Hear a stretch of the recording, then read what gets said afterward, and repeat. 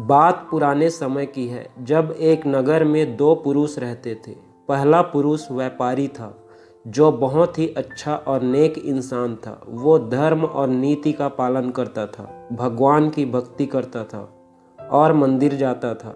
इसके अलावा वो हर तरह के गलत कामों और संगति से दूर रहता था। दूसरा व्यक्ति इसके बिल्कुल विपरीत और दुष्ट प्रवृत्ति का था। वो हमेशा ही गलत काम करता था, मंदिर जाने की बजाय वहाँ से पैसे और चप्पल चुराता था, झूठ बोलता था और नशा करता था। एक दिन की बात है, जब उस दिन बहुत तेज बारिश हो रही थी। उस समय हर कोई अपने घर में था और मंदिर में सिर्फ पुजारी जी थे।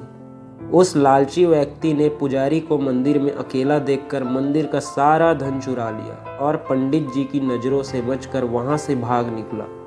वहीं कुछ समय बाद वहां पर वो भला व्यापारी मंदिर में दर्शन के लिए गया तो उस पर चोरी करने का इल्ज़ाम लग गया। वहां पर लोग जमा हो गए और व्यापारी को भला बुरा कहने लगे। जैसे ही वो व्यक्ति मंदिर के बाहर निकला, उसको एक गाड़ी ने टक्कर मार दी, जिसमें वो बुरी तरह से घायल हो गया। वापसी में जब व्यापारी अपने घर जा रहा था तो उसे वही दुष्ट व्यक्ति मिला। वो खुशी में झूमता हुआ जा रहा था और बोल रहा था कि आज तो किस्मत ही चमक गई, एक साथ इतना सारा धन हाथ लगा है। जब व्यापारी ने ये बात सुनी तो वो हैरान हो गया।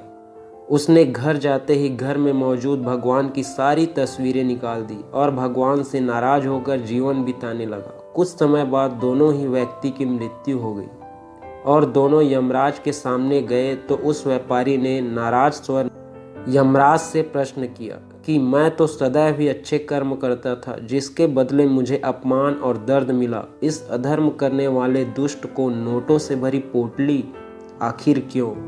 व्यापारी के सवाल पर यमराज बोले, जिस दिन तुम्हारे साथ दुर्घटना घटी थी वो तुम्हारी जिंदगी का आखिरी दिन था, लेकिन तुम्हारे अच्छे कर्मों की वजह से तुम्हारी मृत्यु एक छोटी सी चोट में बदल गई। वहीं इस दुष्ट को जीवन में राजयोग मिलने की संभावनाएं थी, लेकिन इसके बुरे कर्मों के चलते वो राजयोग एक छोटे सी धन की पोटली में बदल गया।